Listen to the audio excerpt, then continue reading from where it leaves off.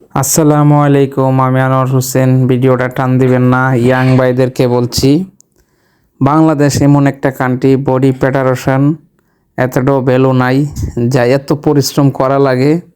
অন্য অন্য কান্ট্রিতে বডি প্রিপারেশনে টিকিট কেটে অলিম্পিক খেলা দেখা যায়, কিন্তু আমরা বাংলাদেশে এগুলা নাই। মাগনাও টিকিট মাগনা পাওয়া যায়, তারপরও দেখতে যায় না কেন? আমরা বাংলাদেশে এতটাও এই বডি প্রিপারেশনের ভ্যালু নাই। সবাই সাপোর্ট করবেন যেন বাংলাদেশ অনেক দূরে এগিয়ে যায় বডি প্রিপারেশন। আশা করি আপনারা কথাগুলি বুঝতে পারছেন। আর ওয়ার্কআউট করতে গেলে কত যে কষ্ট, কেরিয়ারও নষ্ট হয়ে যায়। আর বডি ফিক্সিং ধরে রাখতে গেলে কেরিয়ার নষ্ট হয়।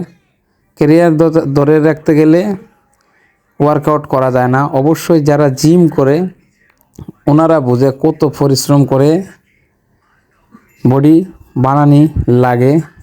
যদি ভালো ভালো কথা বলে থাকি, অবশ্যই কলিজার ভাইয়েরা আপনারা কমেন্টস যদি নাও করেন একটা লাইক করবেন।